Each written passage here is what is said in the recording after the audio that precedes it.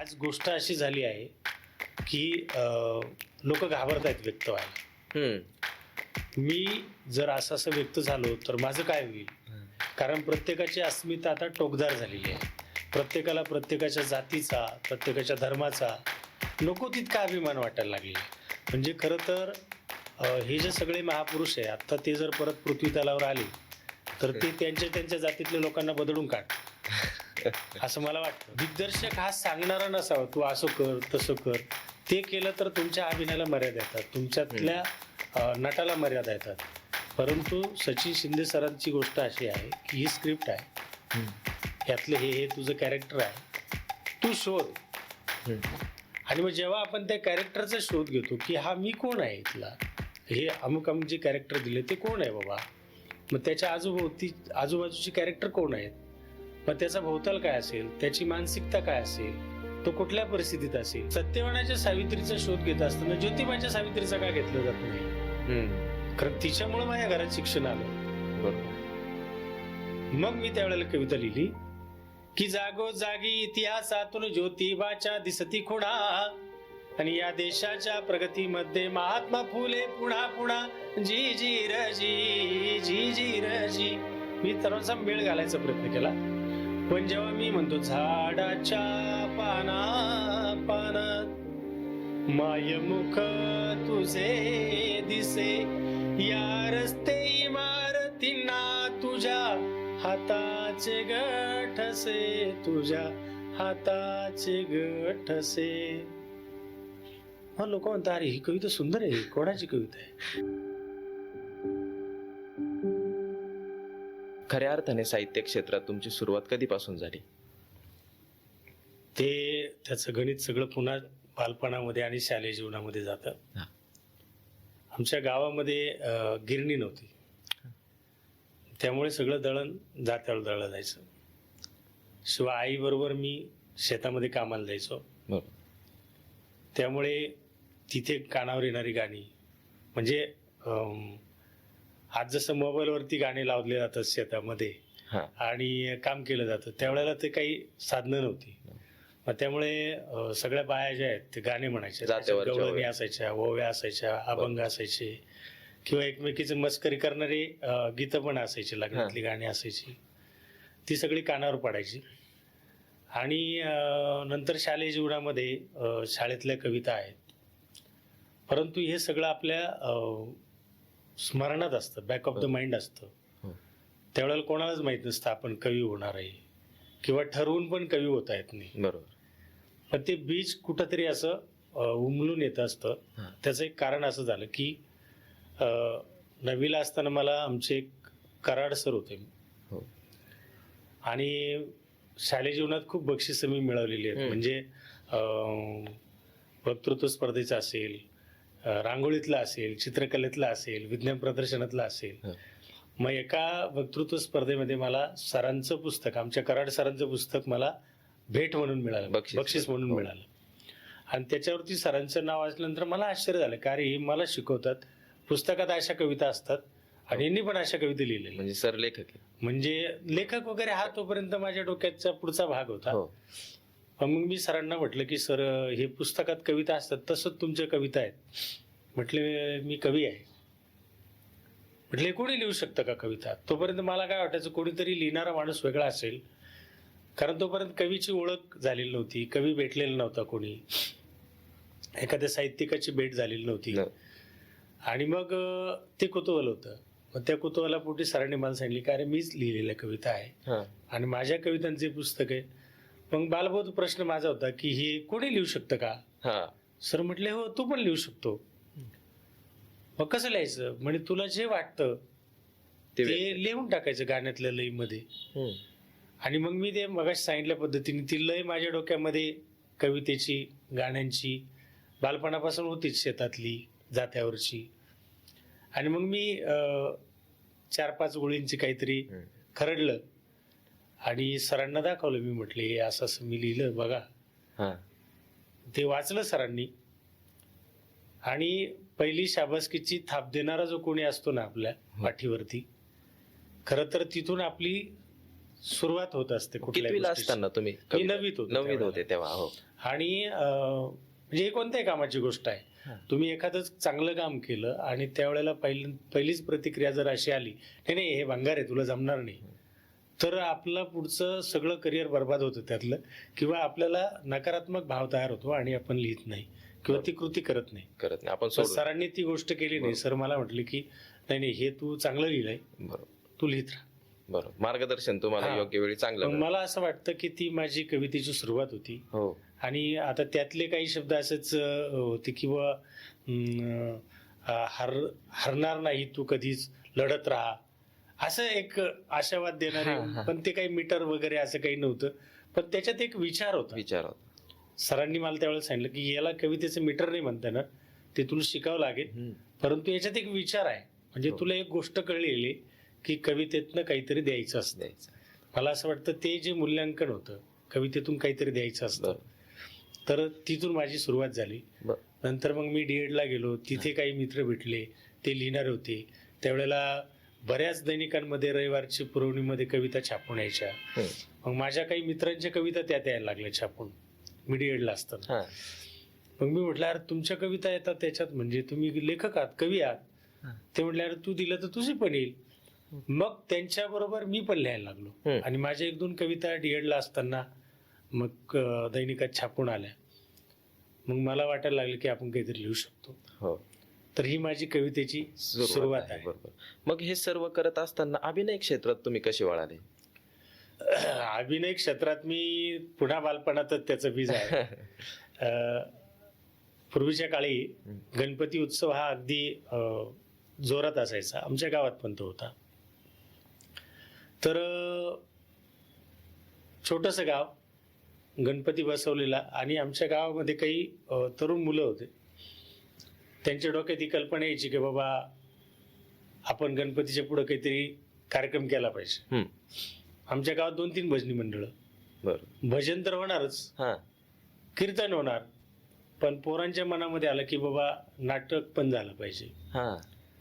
मग त्यावेळेला नाटकाचा लेखक कोण असावा, दिग्दर्शक कोण असावा, त्याचं नेपथ्य कसं असावं, हे काही तांत्रिक बाबीचं कोणालाही फारसं ज्ञान नव्हतं त्या काळात. बरोबर. परंतु पाठ्यपुस्तकामध्ये त्यावेळेला एक नाटिका असायची, हा. प्रत्येक इयत्तेत जवळपास असायची. आणि भटक्याचं भविष्य नावाचे एक छोटेसे नाटिका त्या काळामध्ये, मला आजही आठवतं की मी 5वी-6वीला होतो.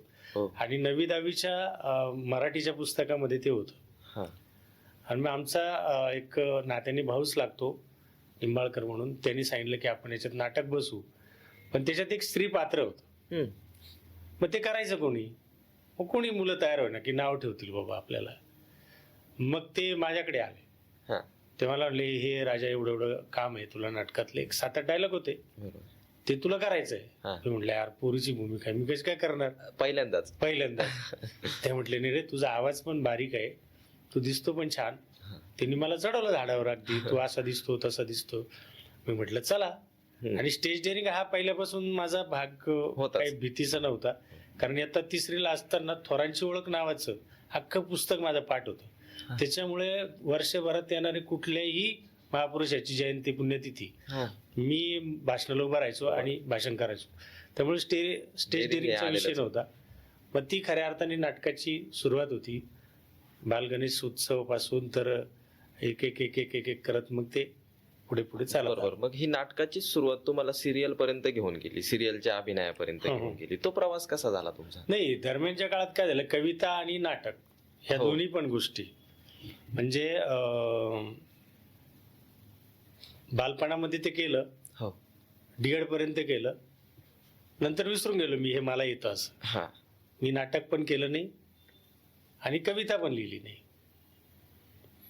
पण असं असायचं काहीतरी, मी सूत्रसंचालन करायचो कुठेतरी, मग 2-4 ओळी सुचायच्या मला. मग त्या सुचल्या की त्यावेळेला मला एक सवय होती डायरीमध्ये ते लिहून घ्यायचं. मग तिथं लोकांच्या टाळ्या मिळायच्या त्या ओळीला, म्हणजे मला असं वाटायचं की आपण लिहिलं चांगलं आहे. मग ते येत गेलं पुढे. मग कवितेचं प्रवासातून माझा नाटकातला प्रवास सुरू झालेला आहे. हे दोन्ही प्रश्नांचे एकत्र उत्तर देतो मी तुला. की काय झालं की नंतर मग मी कविता लिहित राहिलो, त्या वहीत येत गेल्या, मग कुठे छापल्या नाही, कोणाला सांगितलं नाही, कोणाला दिल्या नाही. फक्त माझ्यासाठी मी लिहिल्या, वाचत राहिलो. परंतु एकदा काय झालं की साधारणपणे 2003ला मी नाशिकला राहायला आलो आणि मखमालाबादच्या वाचनालयामध्ये काव्य कोजागिरीचा कार्यक्रम होता. बरोबर. मी म्हटलं आपण पण कविता लिहितो, आपण खेड्यात राहतो. नाशिकमध्ये मी 2003ला राहायला आलो. खरं तर मी म्हटलं आपल्याला एक कार्यक्रम इथं पेपरमध्ये आलेला दिसतो, आपण जाऊया, जवळ आहे आपल्याला. त्यावेळी मी इकडे राव हॉटेलकडे चाणक्यपूर सोसायटीत राहायचो. आणि मग मी गेलो. विजयकुमार मिठे तिथे प्रमुख पाहुणे होते, रवींद्र मालुसकर सूत्रसंचालक होते. मग 2-4 कवींच्या कविता झाल्यानंतर मी म्हटलं यार असंच मी पण लिहितो. हो. मग मी हिम्मत करून नाव दिलं कवितेसाठी आणि मग माझं नाव पुकारलं गेलं. मी कविता म्हटली, लोकांना आवडली, लोकांचा प्रतिसाद आपल्याला कळतो. मग नंतर विजयकुमार मिठे सर मला भेटले, मालुसकर सर भेटले आणि ते म्हटले की छान लिहिता तुम्ही कविता. माझ्यासाठी नवीन होतं सगळं, की मी एकदम आदिवासी भागातनं आलेलो आणि इथे पहिल्यांदाच कविता सादर केली, यांना ती आवडली आणि हे प्रमुख पाहुणे आहेत आणि ते आपल्या कवितेचं कौतुक करतायत, हे सूत्रसंचालक आहे ते कवितेचं कौतुक करतायत. मग आमचा परिचय झाला. म्हटलं तुम्ही काय करता? मग म्हटलं शिक्षक आहे. मग ते म्हणे आम्ही कादवाश्वर नावाचं मासिक चालवतो, तर तुम्ही त्याच्यामध्ये कविता लिहा. म्हटलं ही चांगली ऑपॉर्च्युनिटी आहे. मग मी त्यांना म्हटलं मी लिहितो ते कविता आहे का? इथून तुम्ही मग ते म्हणे तुम्ही पाठवा, आम्ही बघू. मग ते पाठवायला सुरुवात केली. मग सुरुवातीला त्यांनी मला सांगितलं की बाबा तुम्ही अष्टाक्षरी कविता लिहा. मग मला तोपर्यंत माहित नव्हतं अष्टाक्षरी कविता म्हणजे काय किंवा कवितेचे प्रकार माहित नव्हते. कविता पाठ्यपुस्तकात शिकलेल्या, परंतु हे अभंगासारखे दिसते, ओवी सारखे दिसते, हरिपाठासारखं वाटतं असं वाटायचं. परंतु छंदवृत्त आपण अभ्यासापुरतीच शिकतो. 8वी 9वी 10वीला जे काय असतं अलंकार, बरोबर, परीक्षेत मार्क पाडण्यासाठी, म्हणून त्याचा काही आपल्या आयुष्यात उपयोग असं वाटत नाही. पण ते खऱ्या अर्थाने जेव्हा साहित्य क्षेत्रात येतो त्याचा उपयोग होतो. मग त्यांनी मला जेव्हा सांगितलं की याचं मीटर असं असं असतं, मग मी तसं लिहायला लागलो. मग ती माझी कवितेची सुरुवात होती. मग कवितेने त्यांनी मला माझ्या कविता छापून यायला लागल्या. दरम्यानच्या काळात 2006ला माझा पहिला संग्रह आला, उगवून येऊ पाती, कादवाश्वर प्रकाशनानेच तो प्रकाशित केला. आणि मग मी साहित्यिक कार्यक्रमांमध्ये जायला लागलो नाशिकच्या. एक नैसर्गिक देणगी आहे आवाजाची, गाण्याची. मी गायक नाहीये, परंतु गाता येतं मला. मग ती लोकांना गाऊन सादर केलेली कविता आहे, कानाला गोड वाटायला लागली, शब्द गोड वाटायला लागले. अनेक बक्षिसं मला कवितेत मिळाले आणि मग थोडंसं नाव झालं. नाव झाल्यानंतर मग असेच आमचे मार्गदर्शक आहेत सुरेश गायधनी सर, ते मला भेटले सार्वजनिक वाचनालयात आणि ते म्हटले की आम्ही जरा शिबिर घेतोय नाटकाचं, तर तुम्ही या. म्हटलं चला ते करून बघू. आपण फार पूर्वी नाटक केलंय, आता काही नाटक केलेलं नाही. मग अरुण इंगळे, मी, दत्ता अलगट आम्ही सगळे शिबिराला गेलो. त्यांनी तिथं आमचं नाटक बसवलं 15 दिवसाच्या शिबिरानंतर. आणि मग त्यातनं माझा प्रवेश झाला नाट्यशास्त्राला. गायधनी सर म्हणले की तुम्ही नाट्यशास्त्र करा. म्हणजे मला करायचं होतं PhD, इकडे MPhil PhD करायचं होतं. ते म्हटले नाट्यशास्त्र करा. मी म्हटलं अरे प्राथमिक शिक्षक आहे, PhD केलं तरी तेच स्केल राहणार आहे आणि नाट्यशास्त्र केलं तरी स्केल तेच राहणार आहे. नाट्यशास्त्र करून मला नाटक किती करता येईल माहित नाही, पण मी ज्या वर्गांना शिकवतो त्या मुलांच्या समोर मला जाताना थोडंसं संवादात्मक बोलता येईल, थोडंसं अभिनय करता येईल, मुलांना ते अधिक आवडेल, या अपेक्षेने मी नाट्यशास्त्र केलं. आणि तिथे मला नाटक मिळालं तेलाचे गाणे सर्वात पहिले. हा, त्याच्या आधी मी दीक्षा नावाचं नाटक केलं होतं. त्याच्या आधी शंभूराजे वगैरे हे जे महानाट्य आहे. म्हणजे तुम्ही कमर्शियल दृष्ट्या नाटकात आता उतरलेले होते? नाही, मी व्यावसायिक नाटकात अजूनही काम करत नाही. अच्छा. ते मी हौशी नाट्य कलावंत म्हणून मी काम केलं. आत्ताशी मी प्रायोगिक नाट्यभूमी रंगभूमीवर आलेलो आहे. व्यावसायिक नाटकात मी अजून काम केलेलं नाही आणि करेल असं खात्री वाटत नाही मला भविष्यामध्ये. कारण ही माझी नाटकाची सुरुवात म्हणजे दीक्षा नावाचं, मी सोमनाथ मुटकुळे म्हणून त्याचे लेखक आहे संगमनेरचे, विद्याधन निरंतर त्यांचे लेखक दिग्दर्शक आहे, ते नाटक मी केलं. त्यातनं तेलाचे गाणे मिळालं आणि तेलाचं गाणं हे नाटक करत असताना ते नाटक पाहिलं दत्ता पाटील आणि सचिन शिंदे सरांनी. हा. आणि मग त्यातनं मला मिळाला हंडावर चांदण्या. ओके. मग या टीम बरोबर जेव्हा मी काम करायला लागलो, मग तो नाटकाचा प्रवास माझा सुरू झाला. हंडावर चांदण्या नाटक सुरू असतानाच सिरियलचा प्रवास सुरू झाला. झी मराठीची माझ्या नवऱ्याची बायकोची सिरियल होती, त्यामध्ये विनोद राठोड आणि अनिता दाते दोघांच्यामुळे मला ते काम करायला संधी मिळाली. त्याच्यामध्ये चांगले एपिसोड बरेच केले. मग त्यातनं योग योगेश्वरमध्ये एखाद दुसरा एपिसोड त्याच्यामुळे करता आला, किंवा आणखीन इंद्रायणीमध्ये 1-2 एपिसोड केले. काम मला तिथे खूप बऱ्यापैकी मिळणार होतं, मिळतही होतं, परंतु नोकरीमुळे ती गोष्ट मला शक्य नाही. म्हणून मला एक 2-4 दिवसाच्या 8 दिवसाचं असलं बाबा तर ठीक आहे आपण करूया असं म्हणून मी करतो. तर ही अशी सगळी नाटकाची परंपरा, अभिनयाची परंपरा इथपर्यंत मी घुसलो. कारण त्यातनं मला हंडाबरोबरूनच मग मला पुढे त्यानंतर दगड आणि माती नंतर आलं. त्याच्या आधी कलगीतुरा मिळालं, त्याच्या आधी तो राजहंस एक मिळालं, त्याच्या आधी विसर्जन मिळालं, आणि आता शेवटी दगड आणि माती आणि कलगीतुरा ही नाटकं सध्या अजून प्रयोग चालू आहेत. मग सचिन शिंदे आणि दत्ता पाटील सरांचं तुम्ही नाव घेतलं, ही नाट्य क्षेत्रातली खूप मोठी नावाजलेली नाव आहेत. खूप मोठी नाव आहे. हो. तर मग यांच्या सोबतचा तुमचा अनुभव कसा होता? उत्तम. कारण गंमत अशी आहे की दत्ता पाटील हा ग्रामीण भागातला आहे, आपण ग्रामीण भागातला आहे. त्यामुळे दत्ता पाटील जे लिहितात ते आपलं दुःख आहे असं वाटतं, किंवा आपला भोवताल आहे असं वाटतं. ते नाटक आपल्याला वाचताना आपलं वाटतं, त्यामुळे ते नाटक करताना आपल्याला आपलं वाटतं. आणि सचिन शिंदे सारखा दिग्दर्शक मिळणं खरं तर भाग्याची गोष्ट आहे. म्हणजे मला असं का म्हणावंसं वाटतं, याचं कारण आहे की दिग्दर्शक हा सांगणारा नसावा, तू असं कर तसं कर. ते केलं तर तुमच्या अभिनयाला मर्यादा येतात, तुमच्यातल्या नटाला मर्यादा येतात. परंतु सचिन शिंदे सरांची गोष्ट अशी आहे की ही स्क्रिप्ट आहे, यातलं हे तुझं कॅरेक्टर आहे, तू शोध. आणि मग जेव्हा आपण त्या कॅरेक्टरचा शोध घेतो की हा मी कोण आहे इथला, हे अमुक अमुक जे कॅरेक्टर दिले ते कोण आहे बाबा, मग त्याच्या आजूबाजूची कॅरेक्टर कोण आहेत, मग त्याचा भोवताल काय असेल, त्याची मानसिकता काय असेल, तो कुठल्या परिस्थितीत असेल, ह्या सगळ्या गोष्टींची जेव्हा आपण बारकावी शोधतो त्यावेळेला दिग्दर्शकाला सांगावं लागत नाही की तू असा अभिनय कर, ते आतून येतं. आणि ही गोष्ट सचिन शिंदे सर करून घेतात. ते डायरेक्ट सांगतात ज्या वेळेला संहिता येते, तुम्ही वाचा, तुम्ही करा, नाही आलं तर शेवटच्या 2-4 दिवसात मी तुम्हाला सांगेल काय करायचं. परंतु बऱ्याच वेळेला ती सांगण्याची वेळ येत नाही, त्यांची चिडचिड खूप होते. परंतु नाटक झाल्यानंतर ते जी मिठी मारतात किंवा ती जी शाबासकी थाप देतात की याला मारलं, वास खाऊन टाकलं, किंवा माती खाल्ली, चुकलं एका ठिकाणी माती खाल्ली, म्हणजे त्यातनं आपल्याला कळतो रिस्पॉन्स. सगळ्यात महत्वाची गोष्ट, प्रेक्षकांना ते नाटक आवडतं, प्रेक्षकांच्या त्या भूमिका.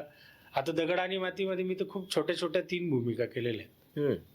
म्हणजे मोठी स्टार कास्ट आहे त्याच्यामध्ये, तसा मी खूप छोटा माणूस त्याच्यामध्ये काम करतो. म्हणजे उमेश जगताप त्याच्यात आहे, ओंकार गोवर्धन आहे, अश्विनी कासार आहे, म्हणजे मोठी माणसं आहेत. किंवा आमचा हेमंत पण चांगलं काम करतो, हेमंत महाजन आहे. आणि त्यातल्या त्यात मी एकदम छोटा माणूस आहे या सगळ्यांच्या दृष्टीने, पण तरी माझी भूमिका लोकांच्या लक्षात राहते की नाही हे काहीतरी छान केलं भाऊ. 3 कॅरेक्टर केले, 2-2, 3-3 मिनिटाचे कॅरेक्टर आहे, मध्ये 1-1.5 मिनिटाचाच ब्रेक असतो, त्यातनं माझी सगळी चेंजिंगची धावपळ वगैरे, परंतु ते लक्षात राहतं. म्हणून या माणसाने, म्हणजे जे मी नाट्यशास्त्रात 4 वर्ष शिकलो नाही ना, ते मला यांच्याकडे शिकायला मिळालं. बरोबर. हा मोठा अनुभव माझा. मग नाटक क्षेत्रामध्ये काम करणारे कलाकार आहेत, तसंच तुम्ही सिरियल मध्ये सुद्धा काम केलं, सिनेसृष्टीत देखील तुम्ही काम केलंय. यंगराज नावाचा सिनेमा केला होता. हा, तर त्यामध्ये अभिनय करताना, म्हणजे सिनेसृष्टीत अभिनय करताना जे कलाकार असतात त्यांना प्रसिद्धी लवकर मिळते किंवा पैसाही त्यांना चांगला मिळतो. मग नाटक क्षेत्रात काम करणाऱ्यांना फक्त कौतुक मिळतं जास्त. मग हा कुठेतरी भेदभाव होतोय असं तुम्हाला वाटतं का? नाही, भेदभाव असं म्हणता येणार नाही, कारण प्रत्येक कलाकाराची ही आवड आहे. आता आपल्याला असं वाटतं की, म्हणजे मला जर वाटतं की मला लवकर प्रसिद्धी हवी, तर मला तो पडदा खुणवतो. हा हा हो छोटा पडदा असेल किंवा मोठा पडदा असेल, नाही मला सिनेमा करायचा किंवा मला सिरियल करायची बाबा. पण मला त्या सगळ्यांपेक्षा नाटक जास्त आवडतं. अच्छा. कारण सिरियल मधला एक सीन तुमचा शूट करायचा आहे, तो टीव्ही मध्ये दिसणार आहे अर्धा मिनिटं, 1 मिनिटं किंवा फार 2 मिनिटं दिसणार आहे, पण त्याच्यासाठी तुमचा अख्खा दिवस जातो हो शूटिंगचा. म्हणजे तुमचं मास्टर सीन घ्या, मग Close-up क्लोजअप घ्या. घ्या, मग अँगल घ्या, हो हे सगळं असतं. नाटकात तसं नसतं. नाटक एकदा पाठ झालं तुमचं, गेले धडधड धडधड धडधड, सांगितलं तुमचं काय ते, निघाले, नाटक संपलं, रिलॅक्स. बरोबर हे ज्याला वाटतं ना की हो. असं पाहिजे, तर ते असे बरेच नट आहेत की त्यांना असं वाटतं की बाबा हे आहेत, आपल्याला बरोबर. असं करायचं आहे. मग आता सोशल मीडिया आहे, त्याच्यावरती रील वरती कलाकार खूप हम्म. गाजत आहेत, म्हणजे त्यांचे खूप फॉलोअर्स आहेत. अशा कलाकारांना बोलवलं जातं हम्म. सिनेमामध्ये, सिरियल्स मध्ये. मग कुठेतरी खऱ्या कलाकारांना डावलून ते पुढे जात आहेत. नाही, कसं असतं माहिती का, लोकप्रियता ही कोणाची कशी आहे किंवा बरोबर. कोणाला कशी मिळते बरोबर त्यावर ते सगळ्या गोष्टी अवलंबून आहे. आणि त्या लोकप्रियतेचा फायदा घेणं हेच मार्केटिंग तत्व आहे. आहे. इथे कमर्शियल बेसवर आहे. कारण मी एखादा सिनेमा केला हम्म, किंवा मी एखादं नाटक केलं हम्म. आणि त्या नाटकामध्ये समजा आमचं कलगीतुराचंच उदाहरण घ्या, आमच्याकडे 22 कलाकार आहे कलगीतुरामध्ये. एवढ्या सगळ्या लोकांना, अगदी पार आम्ही दिल्लीला नाटक केलं, कलकत्त्याला नाटक केलं, एवढ्या सगळ्या लोकांनी तिथपर्यंत जाणं, तिथून इथं येणं, तिथं राहणं, त्यांचा खाण्याचा खर्च असेल, पैसा लागतो ना. मग पैसा लागतो, त्याच्या मागे गणित आहे. मग ते गणित जर जमवायचं असेल तर त्याला प्रसिद्धी द्यावी लागेल. बरोबर. मग प्रसिद्धी द्यायची असेल तर मग तर त्यासाठी ज्या एखाद्या रील स्टारकडे फॅन फॉलोअर्स आहेत, हो ते लोकांची जर मदत घेतली तर आपल्याला फायदा होईल, असं जर त्या निर्मात्याला वाटत असेल तर यात काही चूक वाटत नाही मला. म्हणजे त्यामुळे त्या कलाकारांवर अन्याय होतो असं म्हणता येणार नाही, उलट त्यांच्यामुळे त्यांना फायदा होतो. फायदा होतो. कारण लोक आता 2020चा जमाना, आज कसोटी मालिका क्रिकेटची पाहायची म्हणले तर लोक कंटाळा करतात, वन डे पाहायलाही कंटाळा करतात. त्यामुळे आता 2020 लोक बघतात. बरोबर आहे. तसं ही गोष्ट आहे. म्हणजे नाटक पूर्वी 4-4 अंकापर्यंत संगीत नाटकं असायची, 3-3 अंकाची असायची, 2 अंकाची नाटकं असायची ना, आता होतात. बरोबर. परंतु त्यातला 2 अंकी नाटक आणि 1 अंकिका याच्यामध्ये आता प्रायोगिक नाटक आलंय. हो. साधारणपणे ते 90 मिनिटापर्यंत चालतं बाबा. मग नाटकाचा प्रेक्षक वर्ग कमी झालाय का आता? नाही, वाढलाय. वाढलाय. प्रेक्षक वर्ग आहे, नाटकाला प्रेक्षक वर्ग आहे. अगदी पार तुम्ही कुठल्या, आता सगळी जेवढी काही आख्यानं सुरू आहेत, वेगवेगळे नाव देऊन आख्यान बरोबर. त्याला नाव दिले आणि लोकांची गर्दी त्यांच्याकडे आहे. म्हणजे फोक आख्यानला तर 2-3 दिवसाचं बुकिंग असतं, बुकिंग आहे. लोकांचं आधीच असतं. बरोबर आहे. मी असंही पाहिलं की ज्या लोकांना आम्ही म्हटलंय कधीतरी बाबा नाटक आहे आमचं, तुम्ही या, तिकीट आहे त्याचं, तर ते म्हटले पास आहे का. हा. पण त्याच लोकांना आम्ही असं ऐकलं की आम्ही नाटक बघत नाही असं म्हणणारे जे लोक होते, ते फोकाख्यांचं आम्हाला एखादं तिकीट मिळेल का सर, बघा ना काहीतरी तुमची हो. ओळख असेल तर, असं म्हणताना पाहिलंय लोकांना ते ही आता माउथ पब्लिसिटीचा पण जमाना आहे. बरोबर. याच्यात काय गोष्ट आहे माहित नाही, पण तू म्हटलं ना हे चांगलं आहे, अजून दुसऱ्याने कोणतरी सांगितलं हे चांगलं आहे, अजून तिसऱ्याने कोणतरी सांगितलं चांगलं आहे, मग वाटतं आपल्याला. म्हणजे जसं आता नाशिक आपलं मिसळ पॉईंट आहे, बरोबर. नाशिकचं खाद्य म्हटलं तर मिसळ म्हणता येईल आपल्याला. बरोबर. म्हणजे रविवारी तर पार्किंगला जागा जागा नसते, नसते. खरंय. पण कोणीतरी सांगतं का अमुक अमुक कोपऱ्यात एक नवीन मिसळ झालेली आहे, चांगली आहे, बस तिथे गर्दी वाढायला सुरुवात होते. हो. हा तसा प्रकार आहे. बरोबर आहे. बरोबर आहे. मग आज अभिनेता असेल, साहित्यिक असतील, ते चर्चा करत असताना कुठल्याही गोष्टीवरती चर्चा करताना वाद निर्माण होतात हम्म. किंवा कॉन्ट्रोवर्सी निर्माण होते. हम्म. मग कुठेतरी अभिनेत्यांनी, कलाकारांनी किंवा साहित्यिकांनी व्यक्त होताना जबाबदारीने व्यक्त झालं पाहिजे का? नक्कीच झालं पाहिजे. हो. कारण तुमच्याकडे समाज एका आदर्श दृष्टिकोनातनं बघत असतो आणि समाजाला असं वाटतं की तुम्ही आमचे आयडॉल आहात, आणि आयडॉल जर चुकला तर सगळं चुकतं. हो. कारण हे जर आता आपण पाहिलं की विजय थालापती मुख्यमंत्री झाले, अभिनेतेच होते, अभिनेत्यातून नेता घडला, हा. फॅन फॉलोअर्स होते. पण ही जी गोष्ट आहे तीच राजकारणातल्या लोकांनी असेल किंवा साहित्यातल्या लोकांनी असेल किंवा कलाचे क्षेत्रातल्या कुठल्याही व्यक्तीने असेल, त्यांच्या एका एका शब्दाचा अर्थ लोक वेगवेगळ्या पद्धतीने काढतात. म्हणून आपण बघितलं असेल की माजी पंतप्रधान आदरणीय अटल बिहारी वाजपेयी, त्यांच्या बोलण्यात खूप मोठा पॉज असायचा. स्क्रिप्टेड भाषण नसायचं, पण पॉज असायचं. याचं कारण काय? विचार करून ते तोलून मापून बोलायचे. बरोबर. असे बरेच नेते आहेत की ते विचार करून बोलतात. ज्यांना वाटतं की बाबा आपलं चुकलं तर काहीतरी येऊ शकतं, ते वाचून बोलतात. बरोबर. हा फरक आहे, म्हणून ते बोललं पाहिजे. मग तुम्ही साहित्य क्षेत्रात सुद्धा लिखाण करतात. हा. तर ग्रामीण साहित्य लिहित असताना कुठल्या गोष्टींचा विचार करून साहित्य लिहिलं पाहिजे? कविता लिहित असताना मला असं वाटतं की जो भोवताल तुम्ही जगलात ना, तर तिथल्या प्रतिमा आल्या पाहिजे, तिथली प्रतीक आली पाहिजे, ती आपण का वापरतो याचं भान लिहिताना असलं पाहिजे. म्हणजे मी आज एक कविता लिहिली, त्याच्यामध्ये मी शुक्राची चांदणी असा शब्द वापरला. आपल्याला हा शुक्राची चांदणी शब्द हा खरं तर लावणीमध्ये लावणीमधून बऱ्याचदा ऐकायला मिळतो. परंतु शुक्राची चांदणी ही बालपणापासून आपण पाहत आलोय. खलाशांना ती मार्ग दाखवणारी शुक्राची चांदणी आहे. म्हणजे जेव्हा घड्याळ नव्हतं, होकायंत्र नव्हतं, त्या चांदणीचा आदमास घेऊन त्यांचा प्रवास व्हायचा. ती दिशादर्शक आहे, किंवा ती तेजस्वी आहे, किंवा ती इतरांपेक्षा उठावदार आहे. हे सगळे संदर्भ तिच्याशी जुळलेले आहेत. मग मी ती लेखीसाठी तो शब्द वापरला माझ्या कवितेत, शुक्राची चांदणी. मग ती कविता तर नाही, ती अजून माझी पूर्ण झालेली नाही. मी आजच लिहिली. मी कविता लिहिल्यानंतर ती लगेच अशी व्हायरल होत नाही. ती आधी मिठे साहेबांकडे जाते, मालुसकर सरांकडे जाते, उगल मुगलेंकडे जाते, आणि मग त्याच्यावर संस्कार किंवा त्यांना आवडली तर पुढे जाते. त्यामुळे ती अजून सादर करण्याची परवानगी मला नाही. तर ते मी फक्त सांगितलं की भोवताल किंवा निंदणी, खुरपणी, कोळपणी, पाळी, चाडव, पाभर हे शब्द आता काही काही हद्दपारावे लागले. कारण काय तर आता ट्रॅक्टर आला, त्यामुळे चाडं माहित नाही, पाभर काळाच्या ओघात बाहेर जाईल. जशी बैलगाडी चालली, आता बैलगाडी फक्त मांडवाच्या कार्यक्रमासाठी दिसते आपल्याला, तशा पद्धतीने ते होईल. तर ते शब्द जे आहेत ते अगदी घेतले पाहिजे. म्हणजे मिठे साहेब असं म्हणतात की बाबळीला कधी फुलं येतात, कोणत्या सीझन मध्ये फुलं येतात.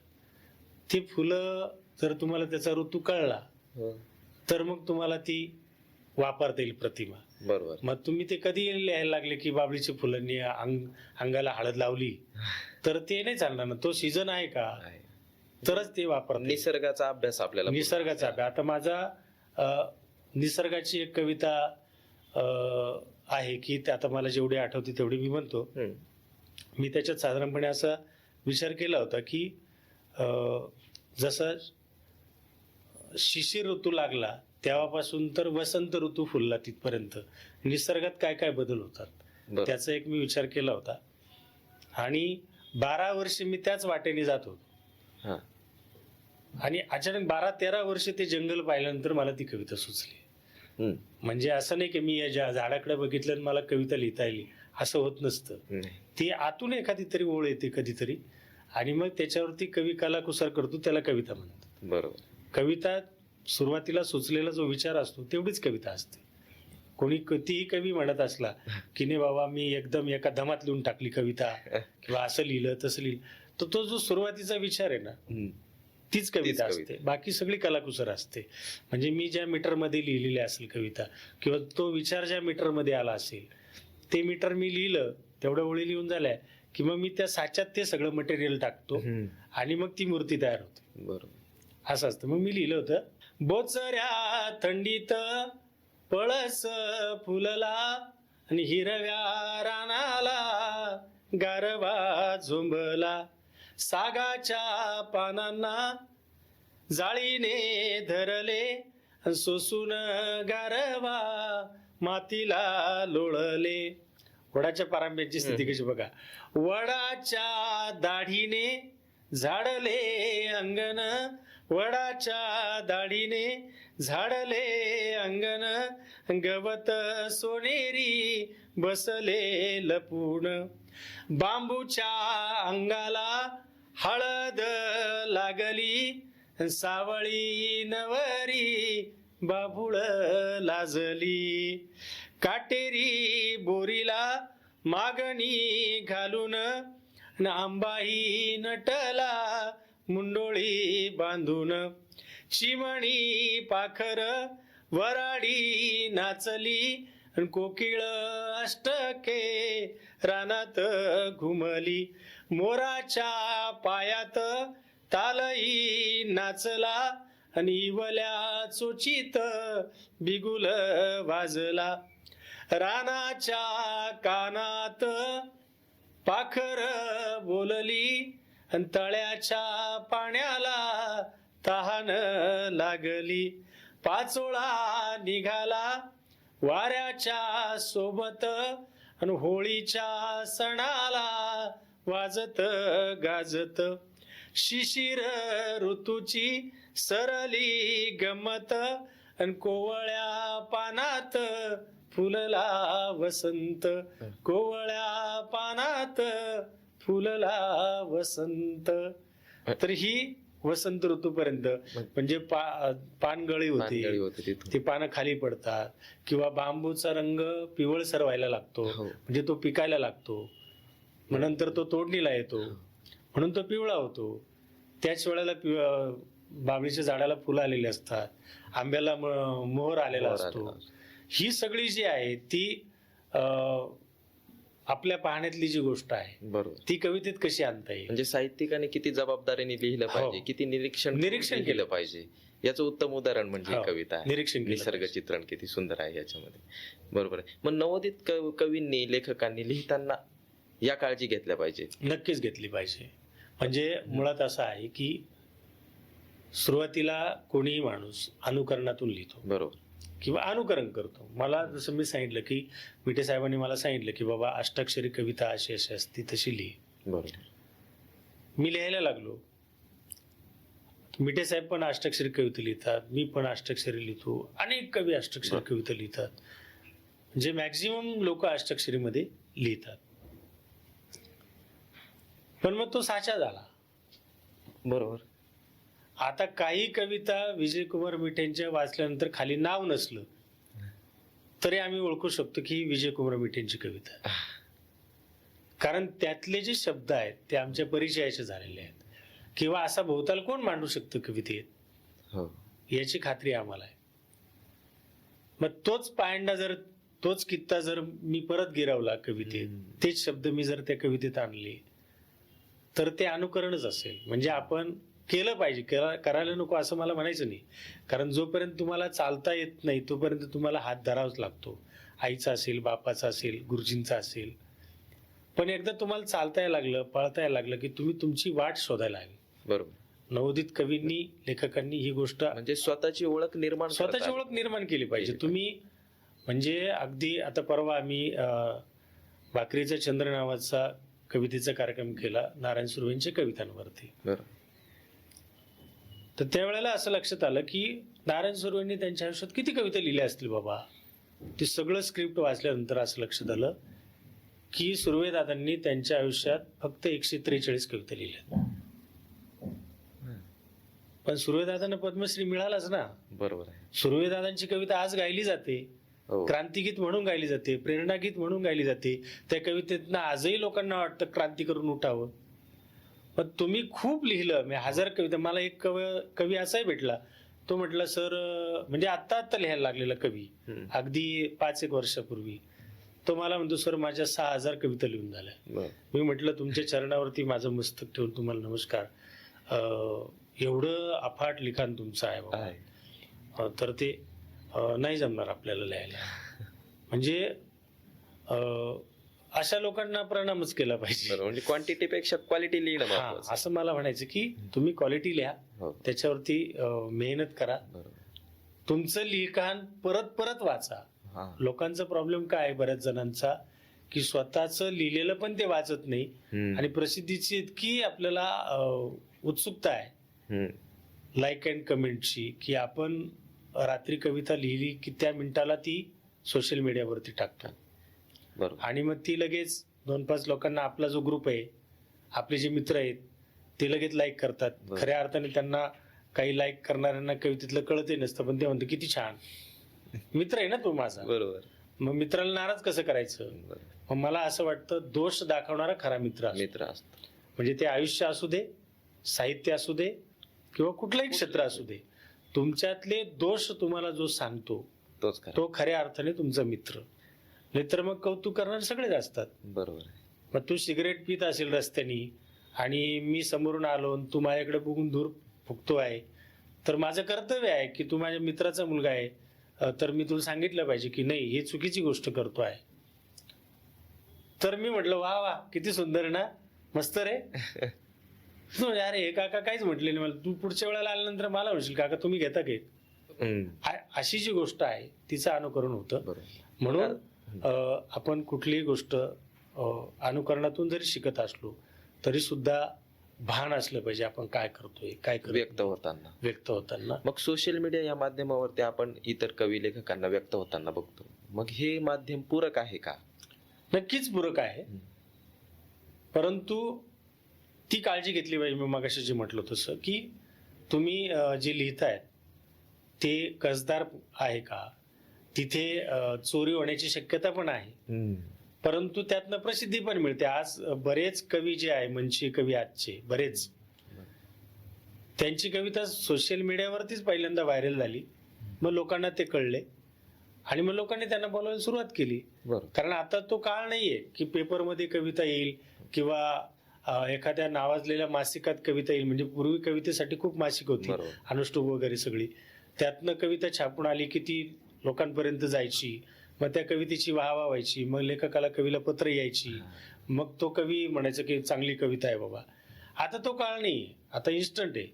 तुम्ही सोशल मीडियावरती टाकलं, लोकांना ते आवडलं तर लोक कौतुक करतात, नाही आवडलं तर ट्रोलही करतात. आणि त्यातनं तुमची ओळख समाज माध्यमावरती जर चांगली होत असेल तर करायला काहीच हरकत नाही. पूरक माध्यम आहे, फक्त काळजी घेतली पाहिजे, त्याचा वापर चांगल्या पद्धतीने करता आला पाहिजे. मग साहित्य हे सामाजिक परिवर्तनाचे माध्यम आहे असे तुम्हाला वाटतं? खऱ्या अर्थानं तेच मूळ बीज आहे साहित्याचं. म्हणजे अगदी काही निसर्ग कविता, प्रेम कविता ह्या जर सोडल्या तर बऱ्याच कविता हे प्रबोधन करणाऱ्याच कविता आहेत. बरोबर. म्हणजे क्रांतीची गाणी असतील त्या काळात गाजलेली, किंवा मगाशी मी सुर्वेंचा उल्लेख केला, त्यांच्या कविता असतील, ह्या समाजभान देणाऱ्याच कविता होत्या किंवा आजही आपण त्यांना मानतो. आणि बऱ्याच कविता ह्या राजकारणावर टीका असेल, समाजकारणावर टीका असेल, किंवा समाजातल्या विघातक कृतींवरची टीका असेल, किंवा समाजातल्या अनिष्ट प्रथांवरची टीका असेल, तर ते माध्यम आहेच. परंतु आज गोष्ट अशी झाली आहे की लोक घाबरत आहेत व्यक्त व्हायला. मी जर असं व्यक्त झालो तर माझं काय होईल. कारण प्रत्येकाची अस्मिता आता टोकदार झालेली आहे. प्रत्येकाला प्रत्येकाच्या जातीचा, प्रत्येकाच्या धर्माचा नको तितका अभिमान वाटायला लागलेला आहे. म्हणजे खरं तर हे जे सगळे महापुरुष आहे आता ते जर परत पृथ्वी तलावर आले तर ते त्यांच्या जातीतल्या लोकांना बदलून काढतील असं मला वाटतं. कारण का की त्यांचा हेतूच नव्हता हे करण्यामध्ये, त्यांचा हेतू निर्मळ होता की हा माझा देश आहे, हे माझं राष्ट्र आहे, हा माझा भाग आहे, ही लोक माझी आहे, यांचा उद्धार व्हावा, हा एकच उद्देश होता. म्हणजे कोणत्याही महापुरुषांचं तुम्ही उदाहरण घ्या तरी त्यांचा उद्देश हाच होता. परंतु आज आम्ही काय केलं, त्यांना देव करून टाकलं. आणि देव केल्यामुळं काय झालं की देवाला जर कोणी बोललं तर आपल्याला वाईट वाटतं. माझ्या आई वडिलांना कोणी घोडे लावले तर चालेल, त्यांच्या कमरात लात घातली चालेल, पण माझ्या देवाला नाही घालायचे, माझ्या धर्माला नाही घालायचे, माझ्या जातीला नाही घालायचे. म्हणजे समाज एका वेगळ्या परिवर्तनामध्ये आता अडकलेला आहे. खरं तर त्याला परिवर्तन म्हणायचं की नाही हा मोठा भाग आहे. एक चक्र म्हणू शकतो आपण त्याला. त्या चक्रामध्ये अडकलेला समाज आहे. आणि त्यामुळे व्यक्त होताना प्रत्येक कलाकाराला, म्हणजे तो साहित्यिक असेल, कवी असेल, किंवा नाटककार असेल, किंवा अभिनेता असेल, चित्रकार असेल, म्हणजे हजारो शब्दांचं काम चित्रकलेतल्या 2-3 फटकाऱ्यांनी करता येतं व्यंगचित्रकाराला.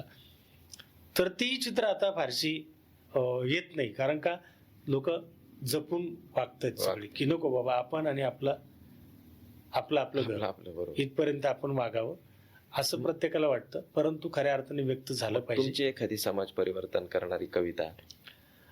समाज परिवर्तनाची किती कविता मी लिहिल्या मला माहित नाही, पण 1-2-3 कवितांमध्ये मी तो प्रयत्न केला. म्हणजे आता सत्यवानाची सावित्री सगळ्यांना माहिती आहे, म्हणजे आता वट सावित्री पौर्णिमा येईल. हो. सगळ्या महिला त्या वडाच्या झाडाला फेरी मारायला जातील, त्याला दोरा गुंडाळतील आणि वर्षभर तो दोरा त्या वडाच्या झाडालाच गुंडाळलेला असतो. पण त्यातनं त्या झाडाचा काही श्वास गुदमारला असेल ना कधीतरी, त्या झाडाला त्याची वाढ होत असताना इजा झाली असेल ना कधीतरी. बरोबर आहे. पण मग ती सावित्रीची पाहिलेली नाही आम्ही, सत्यवानाची. ती कुठल्या तरी कथेत आम्हाला भेटली सत्यवानाच्या. त्याचा तो महिमा ऐकून आम्ही वडाच्या झाडाची पूजा करतो आणि जन्मोजन्मी मला हाच नवरा मिळू दे अशी प्रार्थना करतो. करायला अजिबात हरकत नाही, कोणाची भावनाही मला दुखवायची नाही. माझी बायको घरात ती पूजा करते, आपल्या घरातही ते लहानपणापासून चालतं, आई पण करत होती. ते आपण बंद करू शकत नाही, बंद करा असं म्हणायची गरजही नाही. परंतु तिथे मला काय दिसलं की सत्यवानाच्या सावित्रीचा शोध घेत असताना ज्योतिबाच्या सावित्रीचा का घेतलं जात नाही? कारण तिच्यामुळे माझ्या घरात शिक्षण आलं. बरोबर आहे. मग मी त्यावेळेला कविता लिहिली की जागोजागी इतिहासातून ज्योतिबाच्या दिसती खुणा आणि या देशाच्या प्रगतीमध्ये महात्मा फुले पुन्हा पुन्हा जी जी रजी जी जी रजी. मी सर्वांचा मेळ घालायचा प्रयत्न केला, पौराणिक आणि आधुनिक. भगीरथाने आणली गंगा ही तर झाली जुनी कथा, ज्ञानसूर्याने आणता गंगा दीनदलितांची सरली व्यथा जी जी रजी. समशर घेऊनी कुणी धावला आणि युद्ध चालले रणांगणी, बाज्योतीने दीप लावला प्रकाश पडला या अंगणी जी जी रजी. समशर घेऊनी कुणी धावला युद्ध चालले रणांगणी, बाज्योतीने दीप लावला प्रकाश पडला या अंगणी जी जी रजी. स्त्री शूद्रांची काढता शाळा आणि कर्मठांचा जमला मेळा, त्या शाळेतून फुलून आला हा ज्योतिबाचा हिरवा मळा जी जी रजी. आणि शेवटच्या कडव्यामध्ये मी दोन्ही सावित्रीची तुलना करताना लिहिलं, सत्यवानाचे प्राण आणण्या गेली सावित्री स्वर्गात, सती सावित्री स्वर्गात, पण फुल्यांच्या या सावित्रीने स्वर्ग शोधला वर्गात जी जी रजी जी जी रजी. तर मला असं म्हणायचं आहे की सत्यवानाच्या सावित्रीची पूजा तुम्ही कराच, पण जिने वर्गामध्ये स्वर्ग शोधला, तुमच्या माझ्या घरामध्ये जिने सुख आणलं, समृद्धी आणली, कारण शिक्षण आलं म्हणूनच या बाकी सगळ्या गोष्टी आल्या, तर तिची पण आपण आठवण ठेवली पाहिजे. म्हणून त्या ओळी कवितेमध्ये आल्या. किंवा आई वडिलांच्या संदर्भातला अरुण इंगळेंच्या साथीने मायबाप नावाचा मी कार्यक्रम करतो. आणि या कार्यक्रमाबद्दलच मी आता तुम्हाला विचारणार होतो मायबाप संदर्भात, की हा कार्यक्रम करण्याची संकल्पना कशी काय तुम्हाला आली? याचं कारण आज झालं की अरुण इंगळे आम्ही दोघे शिक्षक आहोत.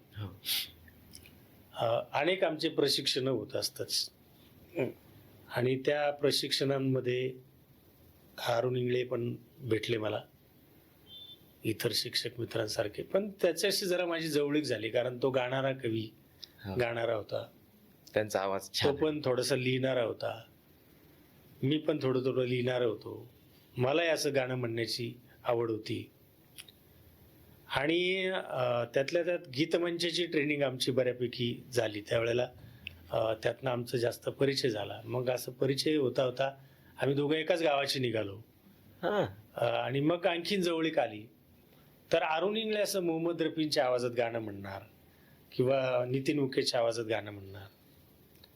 एकदा प्रसंग आज झाला की एका प्रशिक्षणामध्ये आमचा एक मित्र म्हणाला, ते आम्हाला तमासगीर म्हणायचं तो मित्र दोघांना. आणि एका प्रशिक्षणाच्या वेळेला तो असं म्हटलं की चला रे म्हणे, प्रशिक्षण फार बोर झालाय, उद्या टाइमपास.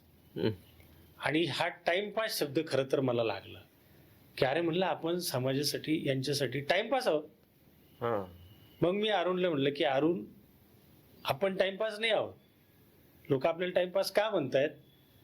तू नितीन मुकेशच्या आवाजात गाणं म्हणतो, अरुण इंगळे कुठे आहे? बरोबर. तू दुसऱ्यांच्या आवाजात गाणं म्हणतो, अरुण इंगळे कुठे आहे? स्वतःची ओळख हरवते कुठेतरी. तो सापडला पाहिजे ना. लोक काय म्हणणार, अरे तो अरुण इंगळे, अरे हा तो मुकेशच्या आवाजात म्हणतो तो का? राजेंद्र उगले तो, अरे हा तो अमुक अमुकची कविता म्हणतो तो का?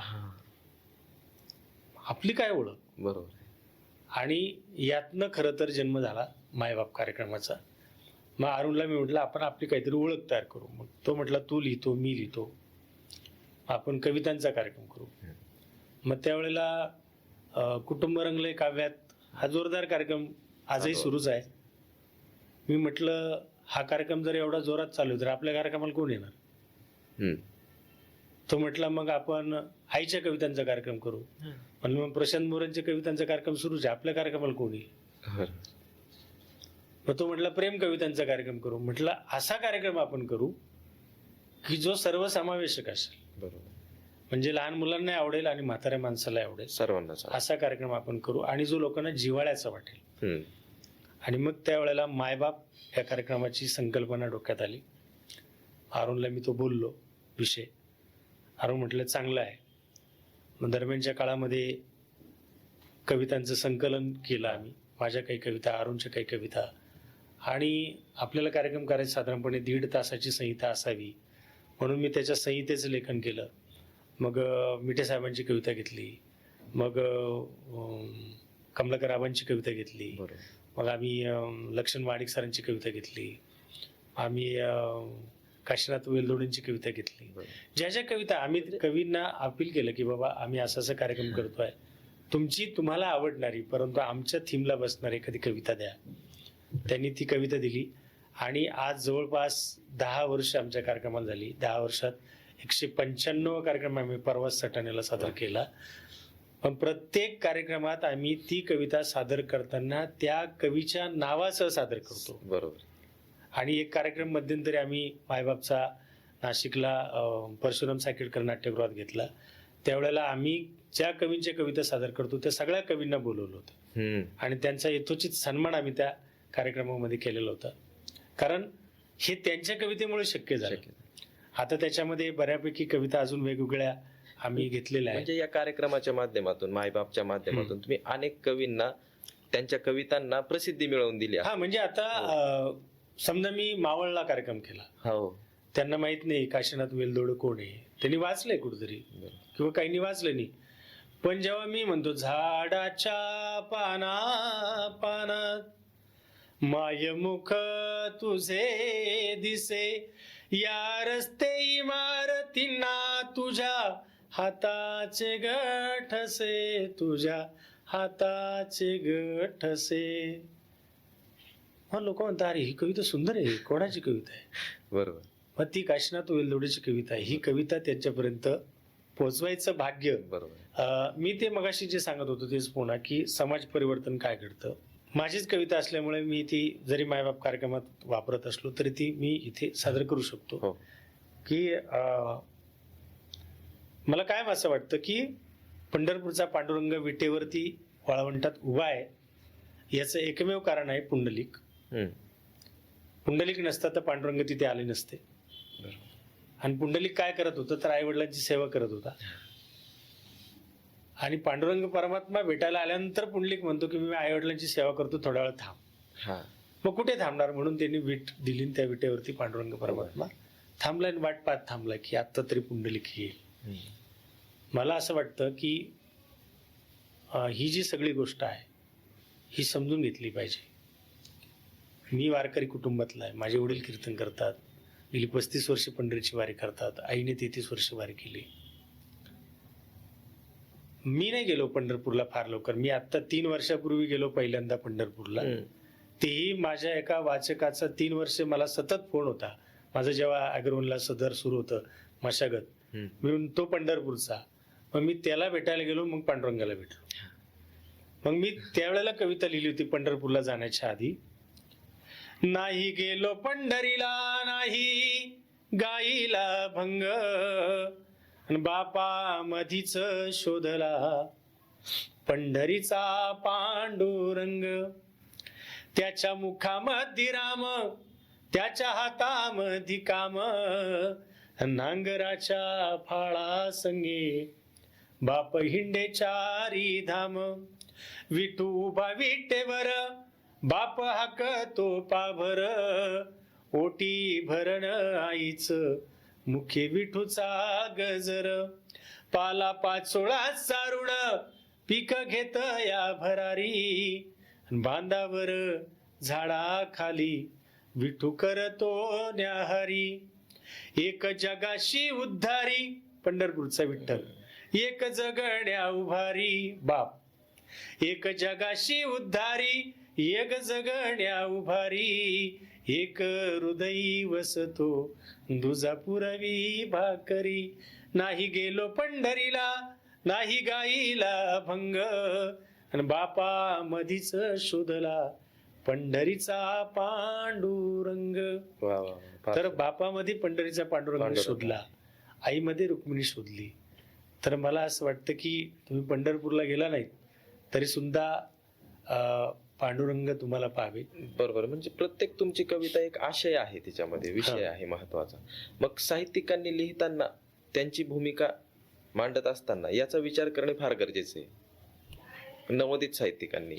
हा, आणि नवोदितांपैकी पण आता काही जे नवीन कवी आहेत ते खूप सुंदर लिहितात. म्हणजे अगदी आपल्याला, मी आता नंदुरबारला मध्यंतरी गेलो होतो, आता त्या कवीचं मला पूर्ण नाव आठवत नाही, तरुण मुलगा आहे, फार सुंदर त्याने कविता लिहिलेल्या आहे. किंवा आपण सोशल मीडियावरती पण पाहतो, नवीन पिढी आहे, आपल्याला असं वाटतं की अरे हे आपल्याला का नाही सुचलं, इतकं सुंदर लिहितात. पण ते कोण लिहितात?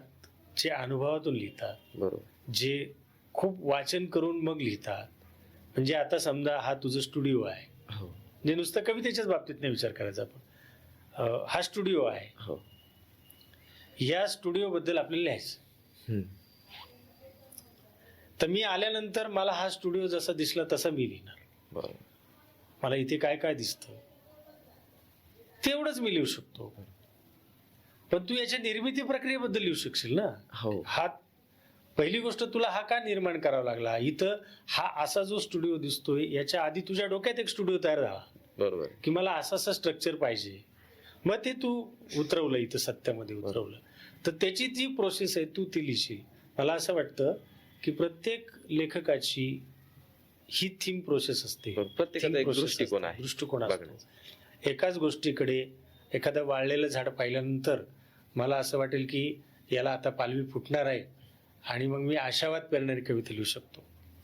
परंतु एखाद्या कवीला वाटलं की आता हे झाड वाळलंय आणि तो कवी जर वयस्कर असेल तर त्याला त्याचं म्हातारपण दिसेल आणि तो त्या अंगाने ती कविता लिहिल आणि असा जर्जर होऊन मी पण एक दिवस उन्मळून पडणार आहे, असा आशय त्या कवितेमध्ये असेल. शब्द वेगळे असतील, बरोबर, वेगवेगळ्या प्रकारचे. किंवा सूर्यास्त पाहिल्यानंतर तुझ्यासारख्याला प्रेयसीची आठवण होईल, माझ्यासारख्याला काहीतरी निसर्गात घडणारे चमत्कार आठवतील. तेच वयस्कर माणसाला, एखाद्याला, किंवा मी जरी असेल किंवा तू असेल, तुझ्या जाणीवा तितक्या प्रगल्भ असतील तर म्हातारपणाचे पण त्याला किंवा मृत्यूची पण झालं त्या सायंकाळच्या देखाव्यामध्ये तुला दिसू शकते. म्हणजे तुम्ही काय विचार करतात त्यावरती लेखन अवलंबून आहे. मला असं वाटतं खूप खूप विचार करून लिहिलं पाहिजे, तर ते सकस होतं. आणि दुसरी गोष्ट, डायरेक्टली तुम्ही कोणाला, जरी साहित्य क्षेत्रात लोक म्हणत असले की गुरु शिष्याची परंपरा नाहीये, पण तरी सुद्धा काही माइलस्टोन तुमचे ठरवलेले पाहिजे की त्यांना तुम्ही ते दाखवा. त्यांना आवडलं तर त्यांची दाद घ्या.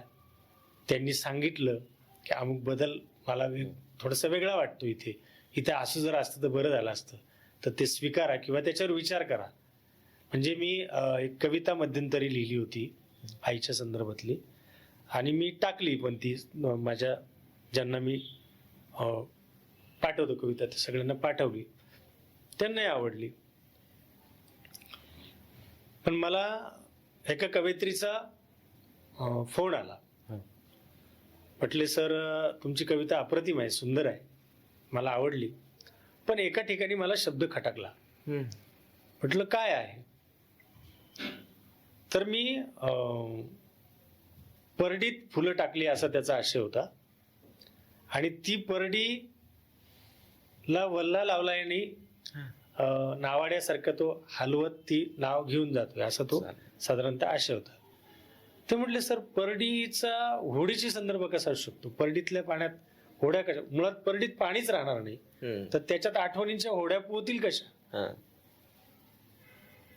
म्हणजे जे आपण म्हटलं निरीक्षण त्या कवयित्रीचं ते निरीक्षण दांडगा आहे. तिने मला सांगितलं की सर हे मला जरा बघावं, याच्यावर विचार करा. मी बदलल्या त्या ओळी. मला वाटतं साहित्यिकाकडे किंवा कुठल्याही माणसाकडे ऍक्सेप्टन्स असला पाहिजे. ऍक्सेप्टन्स असेल तर तुम्ही पुढे जाऊ शकता. बरोबर. किंवा पूर्वीचे लोक आपले फार हुशार होते, त्यांनी खूप सुंदर म्हणी लिहून ठेवल्या, पुढच्याच ठेस मागचा शहाणा. म्हणजे त्याला अडचण आलेली आहे ना तर तुला येऊ नये म्हणून तो तुला सांगत असतो. म्हणजे मला विजयकुमार मिटेंचं कौतुक का वाटतं किंवा मी त्यांना का म्हणतोय माझे गुरु आहे, तर ते म्हटले की मला कविता समजून घेण्यासाठी 10-12 वर्ष लागले. मुळात मला लोक कवीच समजत नव्हते. 10-12 वर्ष लागले. तर तो प्रवास तुमचा टळावा, तो काळ तुमचा टळावा आणि तुम्हाला आहे तिथून सुरुवात चांगली करता यावी म्हणून त्यांनी मला काही गोष्टी लवकर शिकवल्या, लवकर सांगितल्या की असं लिहायचं तसं लिहायचं, की जे त्यांना 10 वर्ष लागले शिकायला. मग मला 2-4 वर्षात ते कळलं की असं लिहायचं असतं. मग मी ते लिहिलं. मला असं वाटतं की त्यांना जी ठेच लागलेली होती त्यांच्या ठेच लागण्यामुळे मी शहाणा झालो. ही ऍक्सेप्टन्स वृत्ती प्रत्येकात जेव्हा असते आयुष्यात त्यावेळेला आपण नक्कीच पुढे जाऊ शकतो. बरोबर, असं मला वाटतं. नक्कीच. मग तुम्ही आईवरती कविता लिहिली का? हो, प्रत्येक कवी आईवरती कविता लिहितोच. मी पण लिहिलेली आहे. म्हणजे माझ्या कवितेचा मुळात विषय माय, माती आणि बाप. आई गेल्यानंतर मी खूप अस्वस्थ झालो. त्याआधी पण मी आईच्या कविता लिहिलेल्या होत्या, परंतु आई गेल्यानंतर तिच्या आठवणी जास्त यायला लागल्या आणि मग मी त्या कविता लिहिल्यात. त्यातली एकच कविता मी तुला 4 ओळींची कविता एक अशी आहे की रखरखत्या तप्त उन्हात माय जेव्हा तिचा पदर माझ्या डोक्यावर ठेवायची. रखरखत्या तप्त उन्हात माय जेव्हा तिचा पदर माझ्या डोक्यावर ठेवायची तेव्हा आग ओकणाऱ्या सूर्यालाही माझ्यापर्यंत पोहोचायची भीती वाटायची. छोटी कविता आहे. किंवा दुसरा तुकडा तुला ऐकवतो की मी कागदावर एक शब्द लिहिला आई आणि शीर्षक दिले एक दीर्घ कविता. पुढची सगळी कोरी पानं वाचून काढली प्रत्येकानं, साक्षर निरक्षर या वादात न पडता. म्हणजे मी कागदावरती फक्त एक शब्दच लिहिलेला आई, तर प्रत्येकाला प्रत्येकाची आई त्या ठिकाणी दिसू शकते, तो त्याला त्याची आई आठवू शकते आणि तो उतरू शकतो त्या कवितेमधून. बरोबर. अशा याच्या त्यामध्ये वेगवेगळ्या, म्हणजे मी 4 भाग केलेले आहेत. मुक्त छंदातला आहे, अभंग आहे, अष्टाक्षरी आहे. मग तुम्ही आतापर्यंत कोणते कोणते साहित्य प्रकार हाताळले किंवा लिहिले, मग त्यातील कोणता साहित्य प्रकार तुम्हाला आवडतो? आता काय आहे की मुळात कवितेची सुरुवात मी अष्टाक्षरीपासून केली. मग मला असं वाटायला लागलं की अष्टाक्षरी म्हणजेच कविता का? मग हे बाकीच्या लोकांनी जे लिहिलेले गझल वगैरे हे काय आहे? तुमच्यात जिज्ञासा पण असली पाहिजे, शिकण्याची उमेद पण असली पाहिजे. मग मी ते बाकीचं बघायला लागलो, वाचायला लागलो आणि मग ते समजून घ्यायचा विचार केला. त्यावेळेला कळलं की अरे वृत्त असतात, छंद असतात, मग त्यात आपण लिहिलं पाहिजे. मग ते लिहायचं असेल तर तुम्हाला खूप काटेकोरपणे अभ्यासून लिहायला लागतं, कारण एकही मात्रा इकडे तिकडे झालेली चालत नाही, एक अक्षरही इकडे तिकडे झालेलं चालत नाही.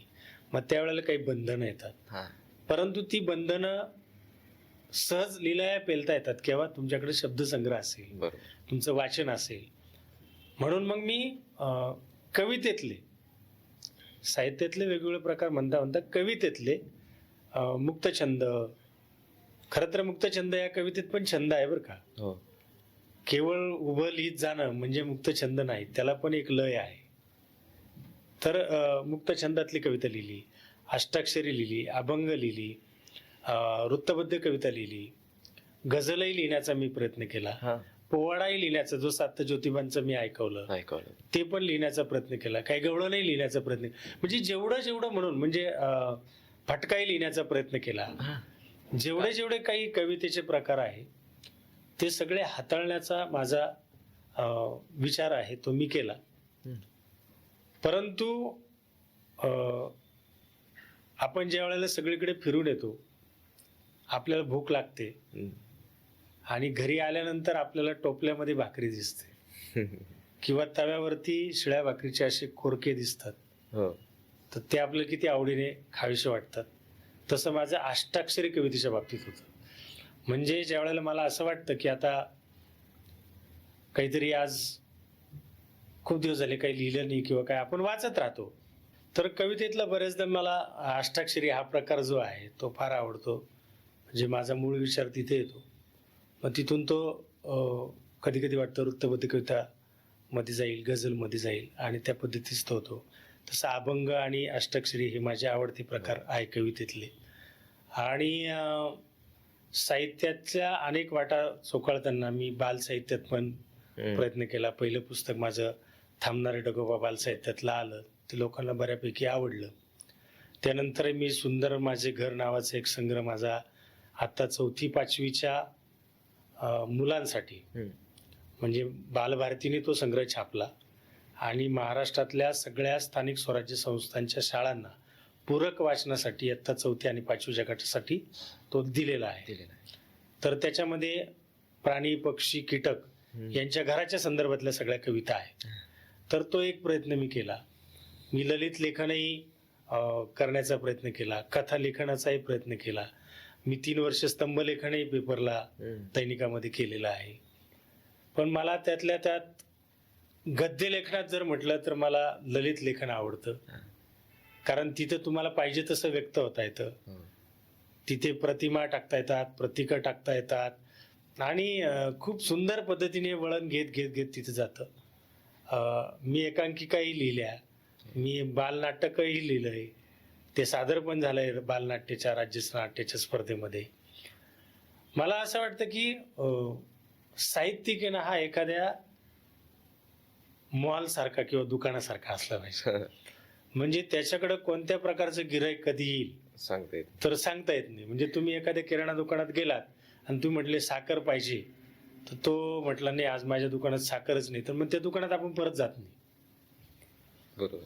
म्हणून मला असं वाटतं की सगळे प्रकार साहित्यिकांनी हाताळले पाहिजे.